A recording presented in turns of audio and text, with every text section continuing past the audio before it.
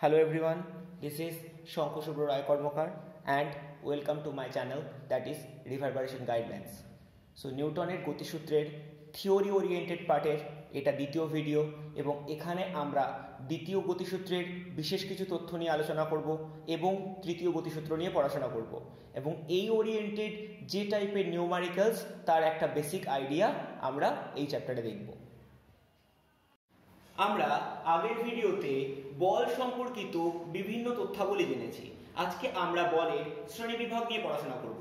বাস্তব পক্ষে আমাদের চারপাশে যে বাহ্যিক অবস্থা বা বাহ্যিক প্রভাব, যার প্রভাবে কোনো বস্তু স্থির থেকে গতিশীল হয় বা গতিশীল থেকে স্থির হওয়ার প্রবণতা দেখায় বা নিজেদের অবস্থার পরিবর্তনের চেষ্টা করে, তাকে বলা হয় বল। এখন এই বলকে সাধারণভাবে মোট দুটি ভাগে ভাগ করা যায়। একটি কন্টাক্ট ফোর্স এবং অপরটি নন কন্টাক্ট ফোর্স।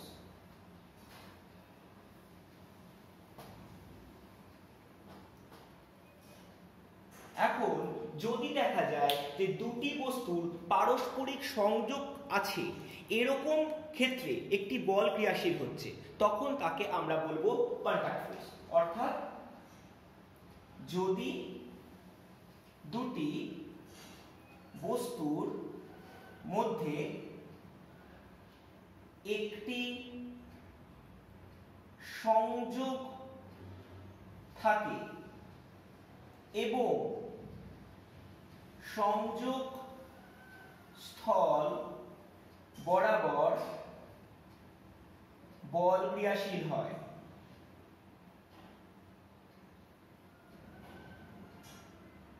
তাকে কন্টাক্ট ফোর্স বলে।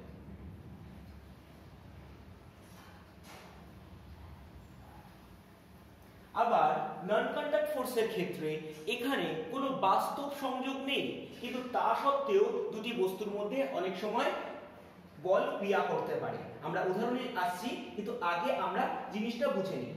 যদি দুটি বস্তুর মধ্যে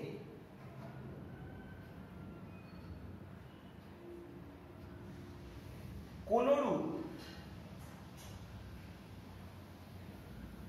বাস্তব সংযোগ ছাড়াই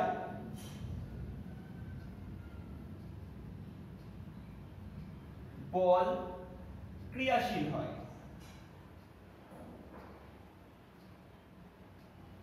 তখন তাদের বলা হয়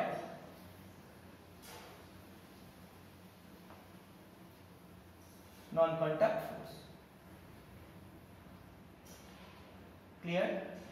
এখন যদি আমরা কন্টাক্ট ফোর্সের উদাহরণ করতে চাই, তাহলে সবার প্রথমে আমরা যেটা জানতে পারি সেটা হচ্ছে টানা বা ঠেলা। অর্থাৎ কোনো বস্তুকে যদি আমি টানি বা কোনো বস্তুকে যদি আমি ঠেলি, তাহলে আমাদের একটি সংযোগ অবশ্যই ক্রিয়াশীল উক্ত বস্তুর সাথে এবং সেক্ষেত্রে এটি একটি কন্টাক্ট ফোর্স।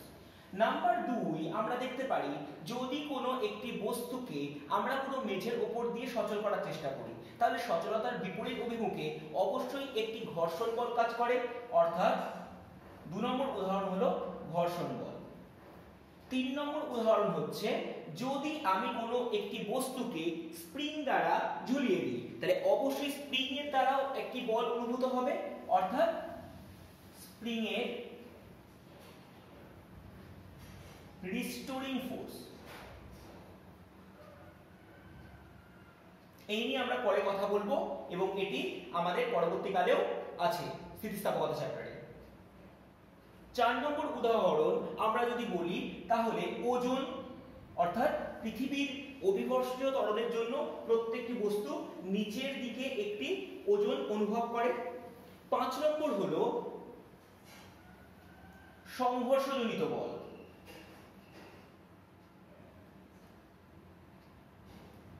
অন্যদিকে যদি নন কন্টাক্ট ফোর্স নিয়ে আমরা কাজ করি, তাহলে নন কন্টাক্ট ফোর্সের কিছু উদাহরণ কিন্তু আমরা পূর্বেই পড়েছি। যেরকম মহাকর্ষ বল। আমরা জানি সূর্যের চারিদিকে পৃথিবী এবং অন্যান্য গ্রহগুলি পরিভ্রমণ করে এই মহাকর্ষ বলের প্রভাবে। আবার অন্যদিকে যদি আমি স্থির তাড়িতিক বল বিবেচনা করি তাহলে সেটিও দুটি আহিত বস্তুর মধ্যে ক্রিয়াশীল বল, যেখানে কোনরূপ সংযোগ থাকছে না। আবার অন্যদিকে চুম্বকীয় বল,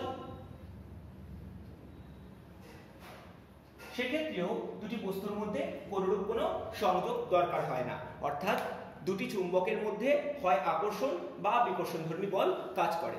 যদি দুটি সমমেরু হয় তাহলে সেক্ষেত্রে বিকর্ষণ বল কাজ করবে, যদি দুটি অসমমেরু হয় তাহলে সেক্ষেত্রে আকর্ষণ বল কাজ করবে। একই রকম উদাহরণ স্থির তড়িতের ক্ষেত্রেও হয়। যদি দুটি একই ধর্মী আধান থাকে তাহলে উহাদের মধ্যে বিকর্ষণ বল কাজ করে, এবং যদি দুটি বিপরীত ধর্মী আধান হয় তাহলে সেখানে আকর্ষণ ধর্মী বল কাজ করে। এখন আমরা বলের ঘাত বা আবেগ নিয়ে আলোচনা করব।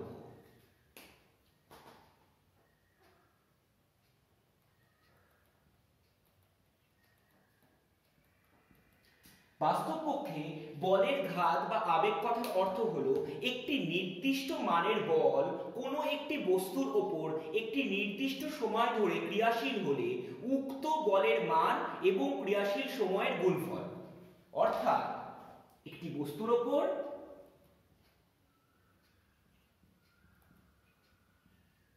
একটি নির্দিষ্ট মানের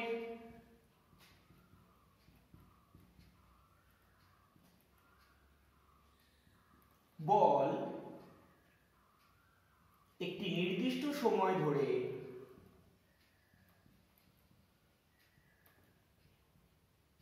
ক্রিয়াশীল হলে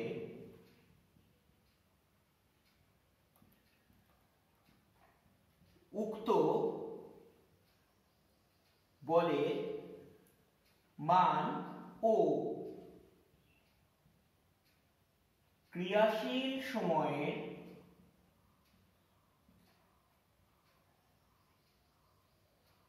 গুণফলকে বলা হয় বলের ঘাত বা আবেগ। বাস্তবপক্ষে আমরা যদি এর একটি গাণিতিক রূপ কল্পনা করতে চাই তাহলে ধরা যাক m ভরের একটি বস্তুর ওপর F বাহ্যিক বল ক্রিয়া করায়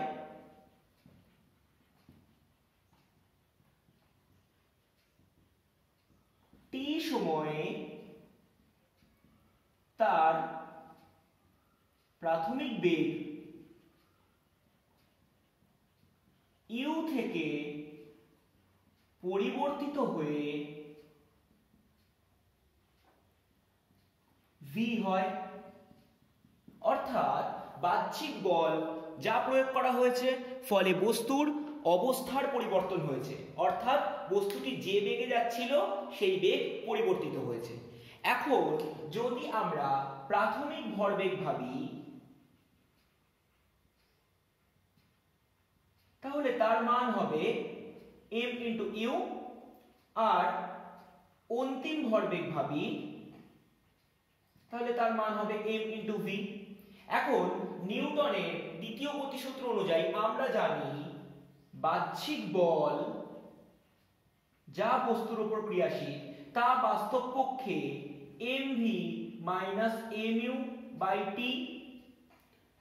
এখন বাহ্যিক বল F অর্থাৎ F = mv - mu/t। এখন কোণাকুণি গুণ করলে আমরা এপাশে পাচ্ছি F * t = mv - mu। এখন mv - mu কথার মানে হচ্ছে ভরবেগের পরিবর্তন। অন্যদিকে F * t এই কথার মানই হলো বাস্তবপক্ষে বলের ঘাত বা আবেগ, কারণ আমরা বলেছিলাম বলের ঘাত বা আবেগ হলো নির্দিষ্ট মানের কোনো একটি বল নির্দিষ্ট সময় ধরে ক্রিয়াশীল হলে উক্ত বলের মান এবং ক্রিয়াশীল সময়ের গুণফল। অর্থাৎ F * t কে আমরা I বলে একটি নতুন অক্ষর দিয়ে সূচিত করছি, অর্থাৎ I মানে হচ্ছে বলের ঘাত যা বাস্তবপক্ষে F * t এবং যার আক্ষরিক অর্থ হলো ভরবেগের পরিবর্তন। ক্লিয়ার?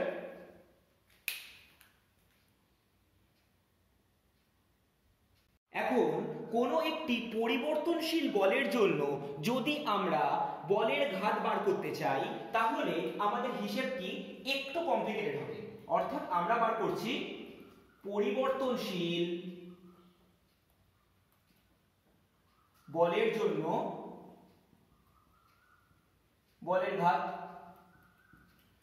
অর্থাৎ এক্ষেত্রে যে পরিমাণ বল প্রয়োগ করা হচ্ছে তা সময়ের সাপেক্ষে পরিবর্তন হচ্ছে। অর্থাৎ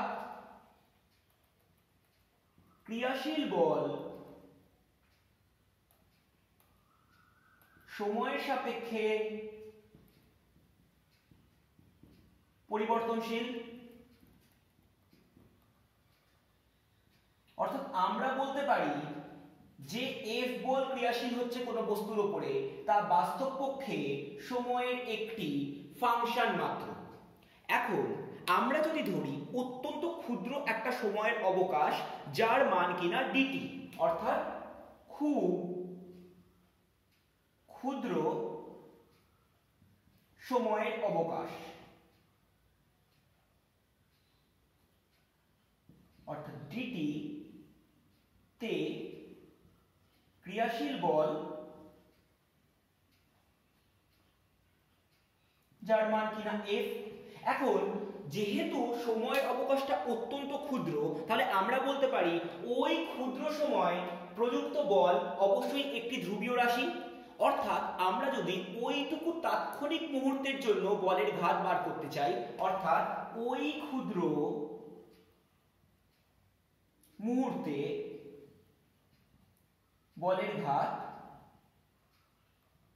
যা আমি ডিআই দিয়ে সূচিত করছি, তার মানে হবে এফ ইন্টু ডিটি।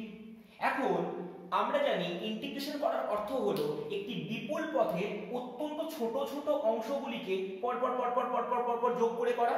অর্থাৎ আমি যদি পুরো পথের বলের ঘাত বার করতে চাই তাহলে বাস্তব পক্ষে আমি কি করব, এই পুরো পথটিকে ইন্টিগ্রেট করে দেবো। তাহলে এপাশে ইন্টিগ্রেট করলে হবে ইন্টিগ্রেশন অফ ডিআই, এপাশে ইন্টিগ্রেট করলে হবে এফ ডিটি। এখন আমরা জানি যে বাহ্যিক বল যা কিনা কোনো একটি বস্তুর উপর প্রযুক্ত হচ্ছে তা বাস্তব পক্ষে ভরবেগের পরিবর্তনের হার। আমরা জানি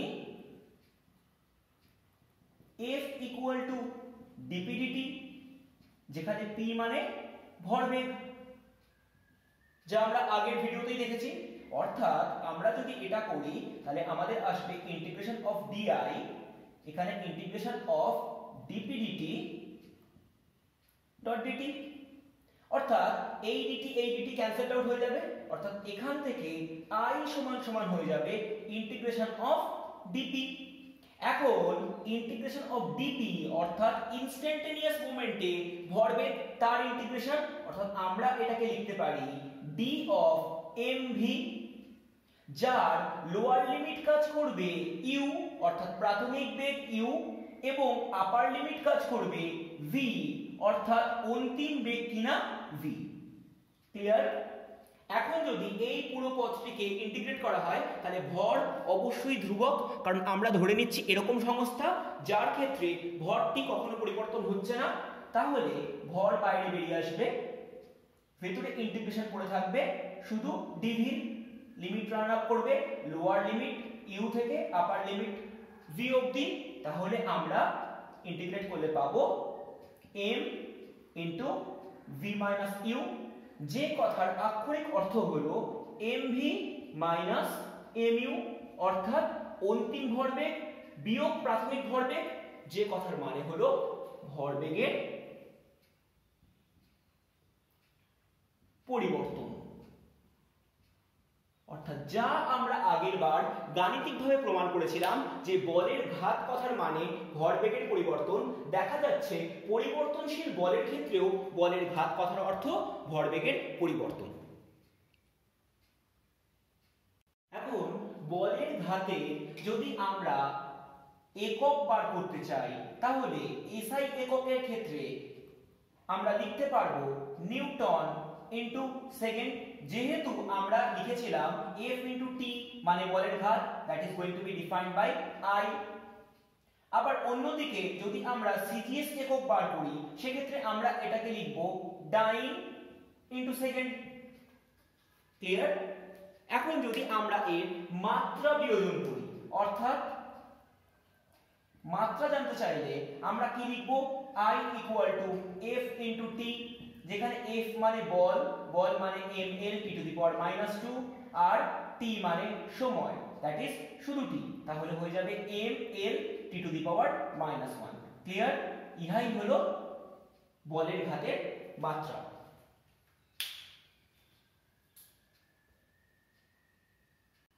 এখন আমরা ঘাত বল বা ইম্পালসিভ ফোর্স নিয়ে পড়াশোনা করব, অর্থাৎ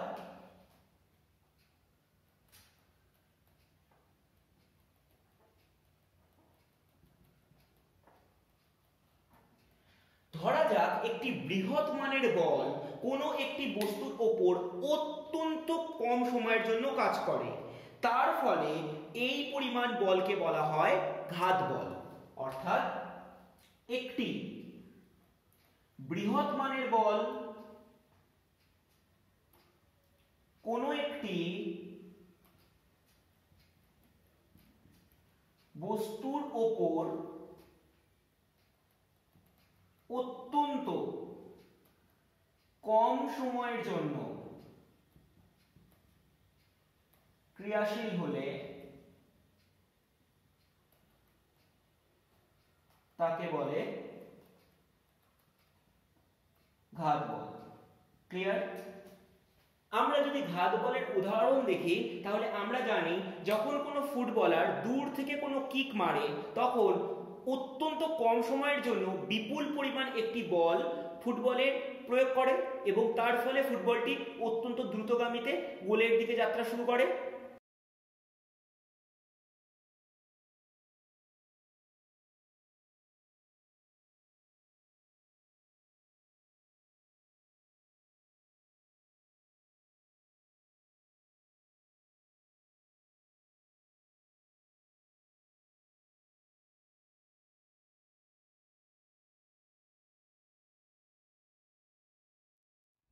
ভালোভাবে ফ্রিকিকগুলিকে অবজার্ভ করলে আমরা বুঝতে পারি যে অত্যন্ত বেশি মানের একটি বল খুব ক্ষুদ্র সময়ের জন্য বলের উপর ক্রিয়া করছে।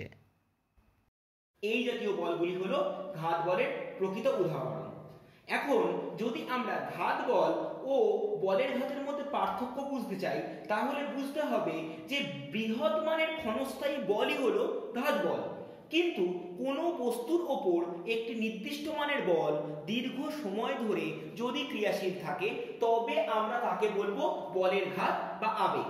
অন্যদিকে ঘাত বল হলো ঘাত সৃষ্টিকারী বল, অর্থাৎ ইহা এক ধরনের বল এবং সেই কারণে ঘাত বল হলো একটি কারণ, আর অন্যদিকে বলের ঘাত হলো এই ঘাত প্রয়োগের ফলে একটি ফল মাত্র।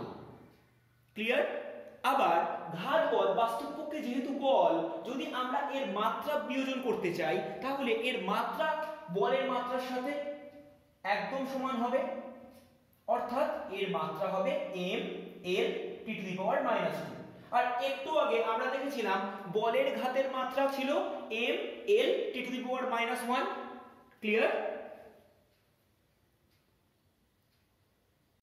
এখন একটি গাণিতিক প্রশ্ন আমরা আলোচনা করব যা দিয়ে আমরা বলের ঘাত এবং ঘাত বলের পার্থক্যটুকুকে বুঝবার চেষ্টা করব। দুটি একই ভরের বস্তু পাশাপাশি রাখা আছে, অর্থাৎ ধরা যাক এটি হচ্ছে A বস্তু এবং আরেকটি হলো B বস্তু এবং দুজনের ভর সমান, তাহলে প্রথম ডেটা যা দেওয়া হয়েছে ভর সমান, আমি ধরে নিচ্ছি দুটোরই ভর mm করে। ক্লিয়ার?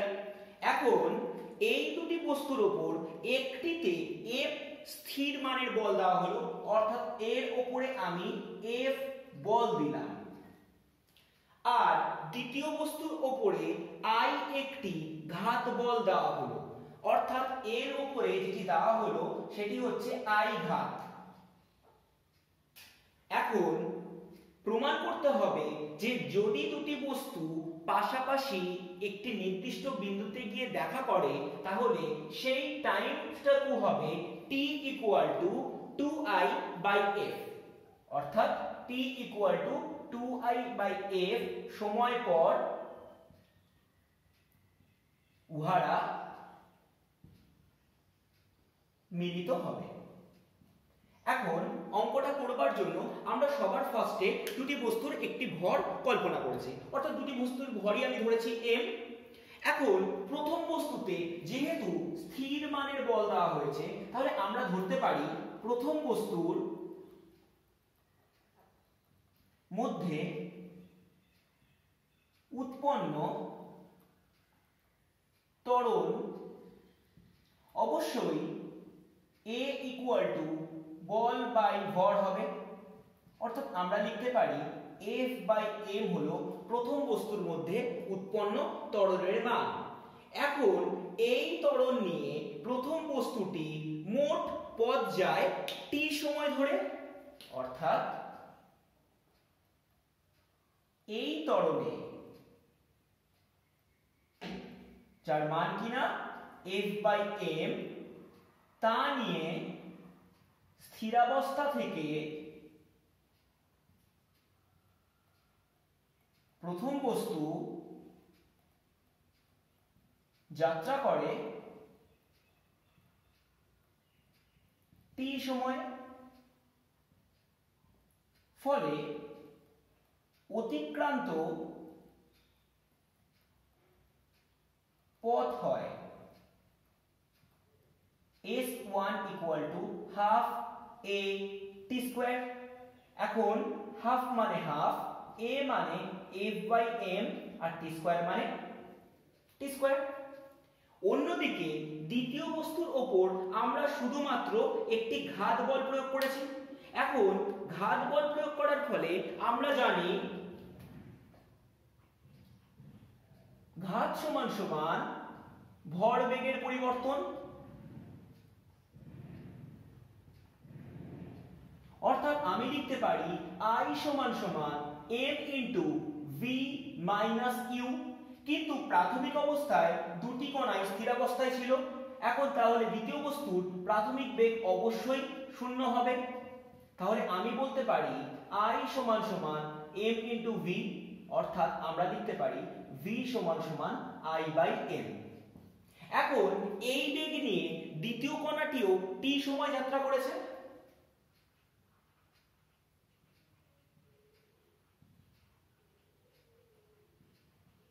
t সময় যাত্রা করায়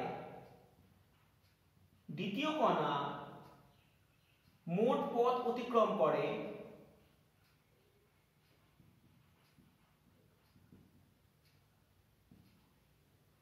S2v into t। এখন v মানে I/m আর t মানে t।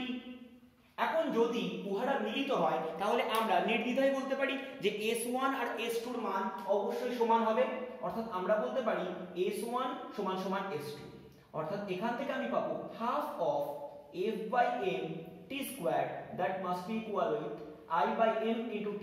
তাহলে একটা t কেটে গেল, অন্যদিকে একটা করে m ও কেটে গেল, অর্থাৎ t এর মান তৈরি হয়ে গেল 2I/f। অর্থাৎ এই সময় পর দুটি কণা আবার পরস্পরের সাথে মিলিত হবে, প্রোভাইডেড প্রথম দিকে f একটি স্থির বলের মান দেওয়া হয়েছে আর দ্বিতীয়টিতে I মানে একটি ঘাত দেওয়া হয়েছে। আমরা নিউটনের অন্তিম সূত্রে এসে উপস্থিত হয়েছি, অর্থাৎ নিউটনের তৃতীয় গতিসূত্র।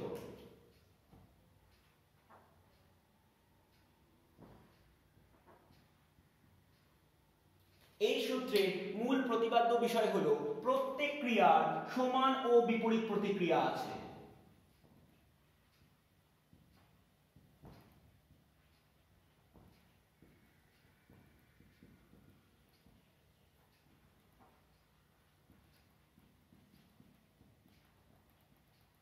অর্থাৎ every action has its equal and opposite reaction। নিউটনের দ্বিতীয় গতিসূত্র থেকে আমরা একটা প্রতিষ্ঠা করেছিলাম, যেখানে যদি কোনো বস্তুর ওপর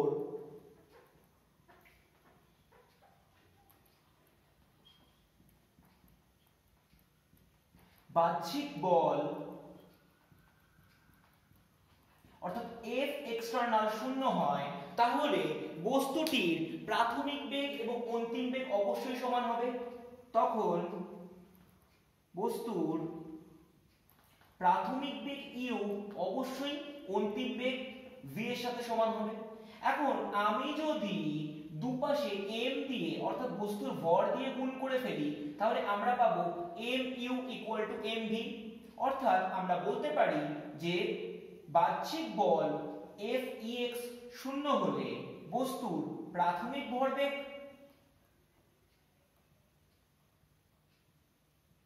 সমান সমান বস্তুর অন্তিম ভরবেগ। ইহাই ভরবেগের সংরক্ষণ সূত্র।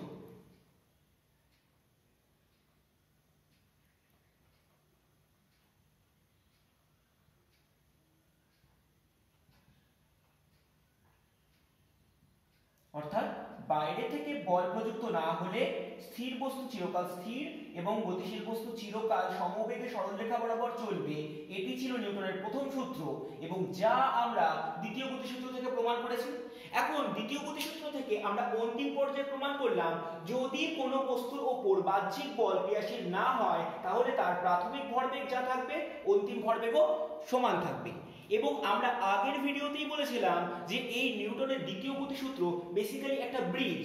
এর থেকে আমরা প্রথম গতিসূত্রও আসতে পারি, তৃতীয় গতিসূত্রও যেতে পারি। তো আমরা প্রথম গতিসূত্রে অলরেডি এসে গেছি।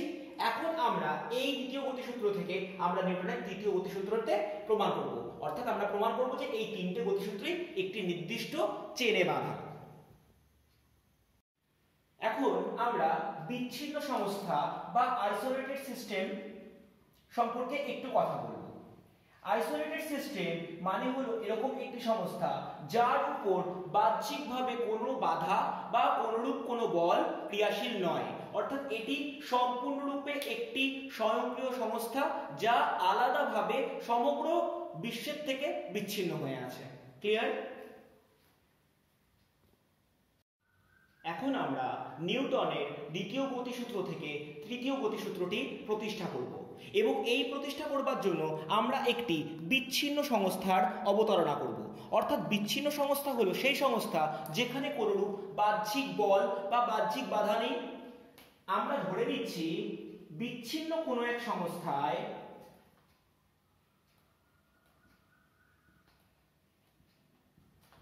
MA ও MB ভরের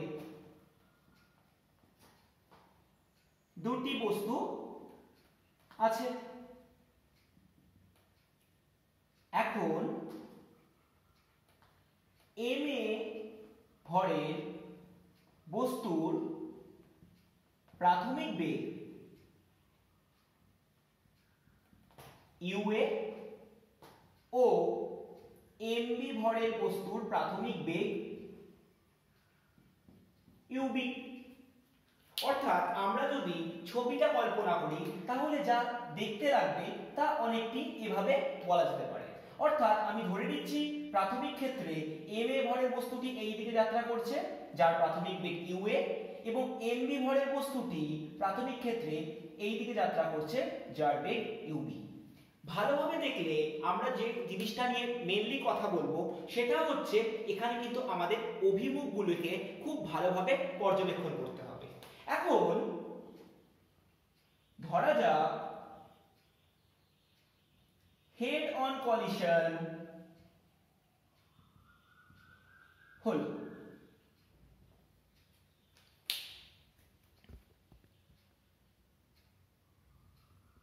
এর ফলে প্রথম বস্তুটি তার অভিমুখ পরিবর্তন করে উল্টো দিকে VA বেগ করে চলতে আরম্ভ করলো এবং দ্বিতীয় বস্তুটিও তার বেগের অভিমুখ পরিবর্তন করে VB বেগে উল্টো দিকে চলতে শুরু করলো। আমরা পুরোটি ধরে এলাম।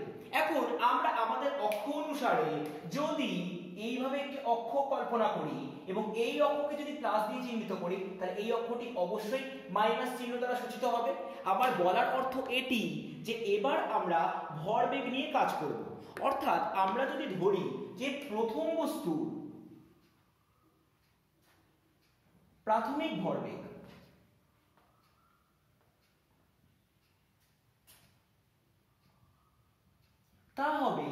M a u a, right? কিন্তু প্রথম বস্তুর অন্তিম ভরবেগ হবে m a minus v a, কারণ আমরা বলেছি এই অভিমুখটি প্লাস, অর্থাৎ এই অভিমুখে যখন গেছে তখন ইউ এ ধনাত্মক, কিন্তু যখন ফিরে এসছে তখন বিপরীত অভিমুখে এসছে, সেই জন্য ভি এটা নেগেটিভ। অর্থাৎ ভরবেগের পরিবর্তন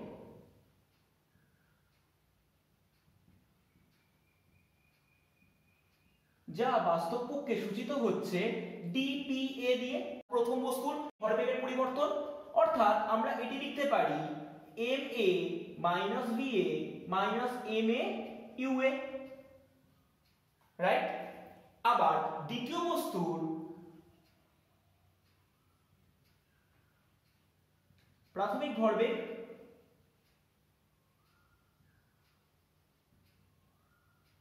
এম বি ইউবি, কিন্তু যা মাইনাস দিয়ে সূচিত হবে, কারণ প্রথম দিকে বস্তুটি এই দিকে এসছে, এবং অন্তিম ভরবেগ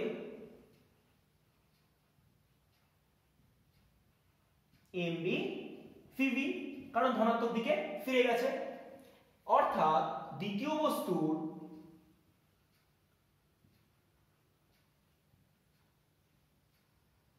ভরবেগের পরিবর্তন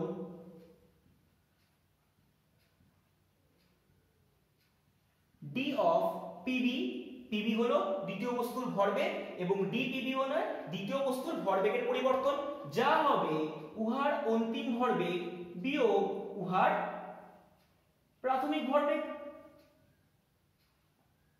যা করলে অন্তিম অবস্থায় আসবে mb vv plus mb ub. আমরা এটি নিয়ে খুব একটা ইন্টারেস্টেড নই, ক্লিয়ার?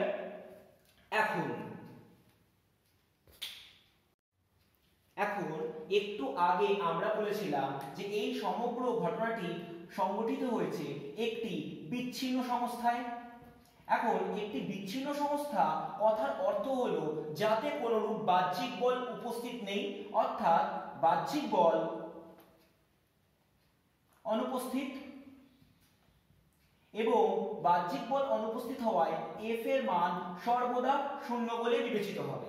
এখন এফ এর মান সর্বদা শূন্য বলে বিবেচিত হলে আমরা এই ভিডিওর স্টার্টিং এই বলেছিলাম যে নিউটনের দ্বিতীয় গতিসূত্র থেকে আমরা প্রমাণ করতে পারি বাহ্যিক বল না থাকলে বস্তুর প্রাথমিক ভরবেগ এবং বস্তুর অন্তিম ভরবেগ সর্বদা সমান থাকে। অর্থাৎ কোনো একটি সংস্থায় বাহ্যিক বল না থাকলে ভরবেগের পরিবর্তন কখনোই হবে না। তাহলে আমরা বলতে পারি ওই বিচ্ছিন্ন সংস্থায় ভরবেগের পরিবর্তন হয়নি। অর্থাৎ আমরা বলতে পারি ডিপিএ, যা কিনা প্রথম বস্তুর ভরবেগের পরিবর্তন, যোগ ডিপিবি, যা কিনা দ্বিতীয় বস্তুর ভরবেগের পরিবর্তন, এদের সমষ্টি সর্বদা শূন্য হবে। এখন আমরা যদি এটিকে ডিপিএ সমান সমান মাইনাস ডিপিবি লিখি, তাহলে আমরা এখান থেকে দুটি জিনিস বুঝবো। সবার প্রথমে আমরা যেটা করব সেটা হচ্ছে এটাকে একটা ডেরিভেটিভ করে দেবো। কার রেসপেক্টিভে? সময়ের রেসপেক্টিভে। তাহলে যদি সময়ের রেসপেক্টিভে ডেরিভেটিভ করি তাহলে এটা হয়ে যাবে ডিপিএ বাই ডিটি, এদিকে হয়ে যাবে মাইনাস ডিপিবি বাই ডিটি, যেখানে টিটা অত্যন্ত ক্ষুদ্র সময়। এখন খুব ভালো করে বুঝবার বিষয়, আমি বলেছিলাম দুটি বস্তু হেড অন কলিশন করেছে, অর্থাৎ এম এ ভরের বস্তু এই দিকে যেতে যেতে এমবি ভরের বস্তুর সাথে ধাক্কা লেগেছে। অর্থাৎ ধাক্কা লাগার পরে এই বস্তুটা এর ওপর কিছুটি বল দিয়েছে এবং এই বলের মান ধরা যাক এফ অফ এ, যা এ বস্তু বি বস্তুকে দিয়েছে। উল্টো দিকে বি বস্তুটিও এ কে একটি নির্দিষ্ট বল দিয়েছে, যার মান আমি এফ বি বলে বিবেচিত করতে পারি। এখন ভরবেগের পরিবর্তন দুটি বস্তুর জন্যই হয়েছে।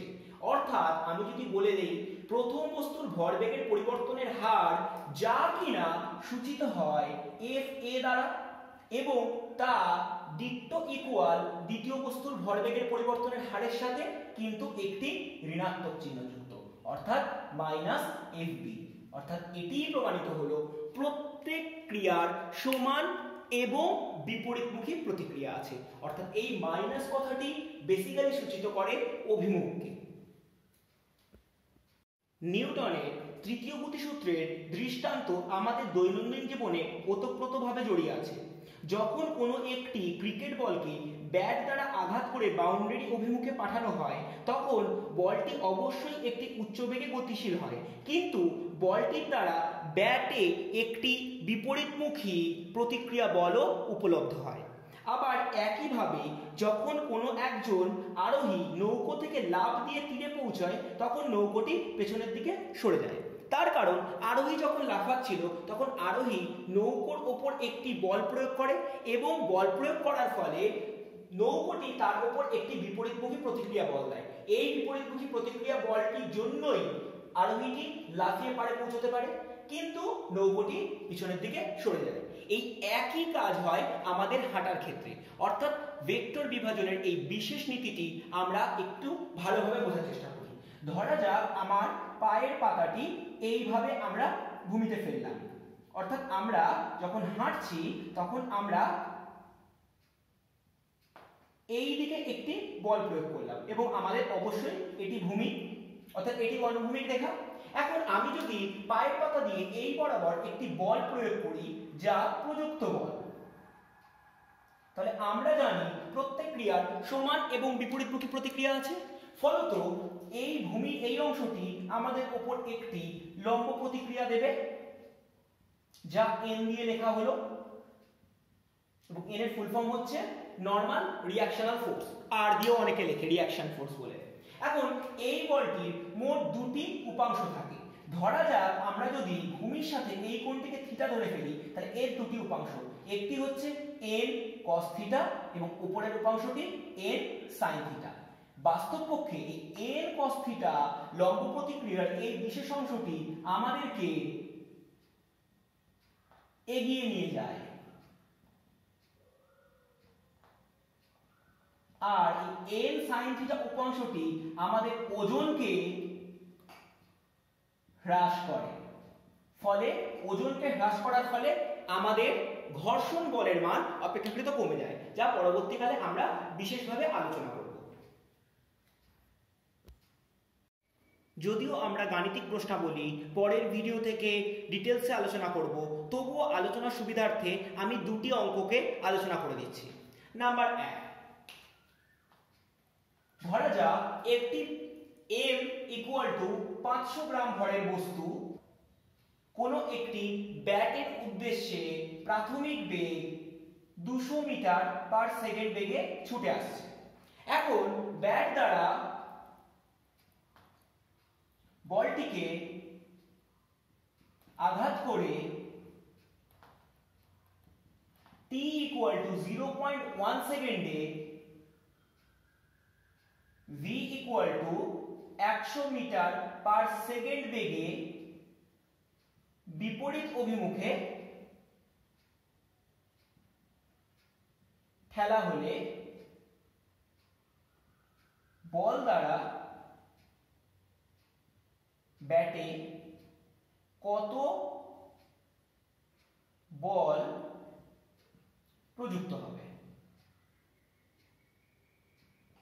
অর্থাৎ একটি 500 গ্রাম ভরের বল আছে যার প্রাথমিক বেগ কিনা 200 মিটার পার সেকেন্ড। এখন আলোচনা করার জন্য আমি একটু ছবি আঁকছি। ধরা যাক এটি আমার ব্যাট। এখন বলটি ছুটে আসছে এই দিকে, যার প্রাথমিক বেগ কিনা 200 মিটার পার সেকেন্ড। এখন ব্যাটে আঘাত হওয়ার পরে বলটি ছুটে যায় v equal to 100 metre per second বেগে।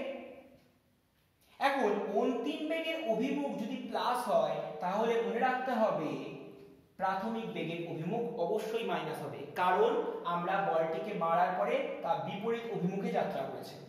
সুতরাং আমরা যদি বার করতে চাই m ইকুয়াল টু 500 গ্রাম, যা কিনা 0.5 কেজি, তাহলে বস্তুর প্রাথমিক ভরবেগ যা কিনা mu, mu এর মান হবে 0.5 ইন্টু -200, যার মান হবে বাস্তব পক্ষে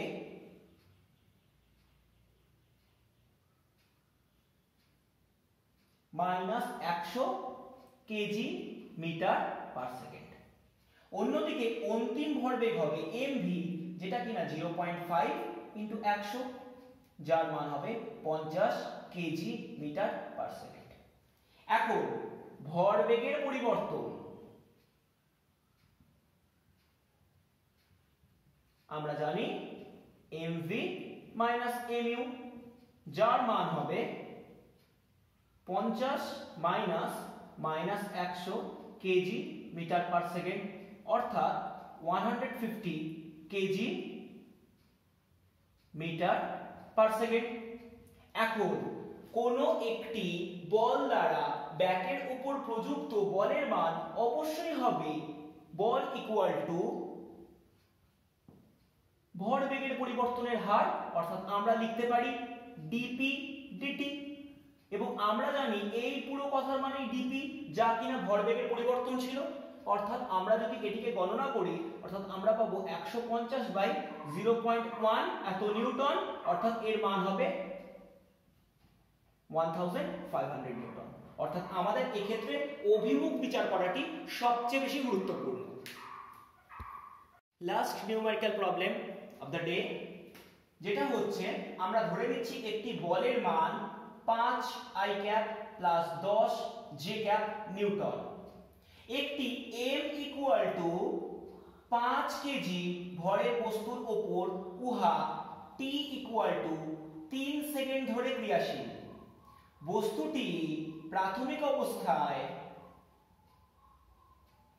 স্থির ছিল,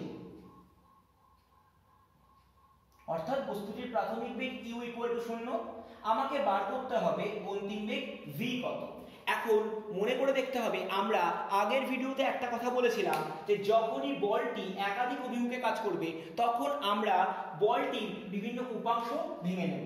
অর্থাৎ আমরা লিখব f value 5i plus 10j, এই কথার মানে f of x plus f of y, অর্থাৎ x অভিমুখে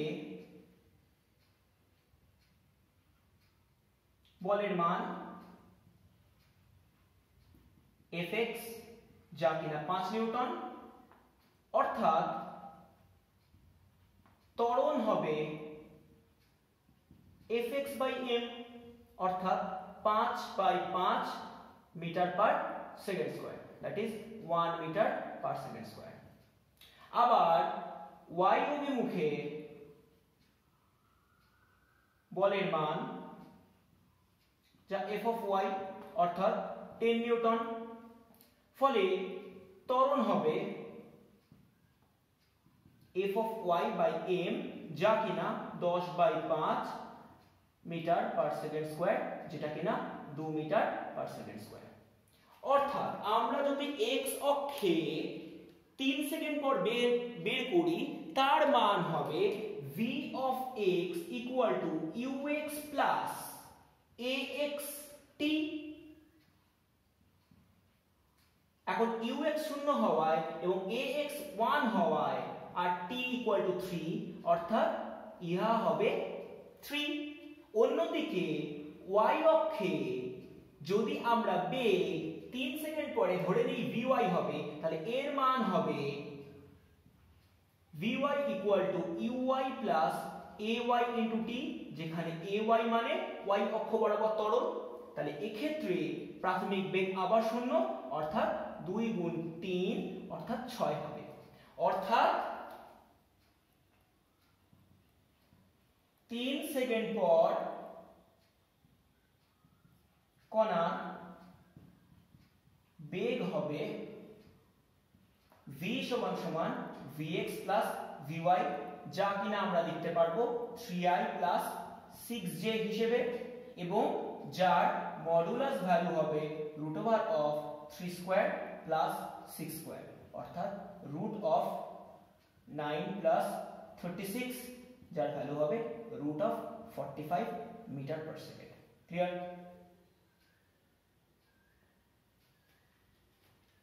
So, end of the day, stay home, stay safe.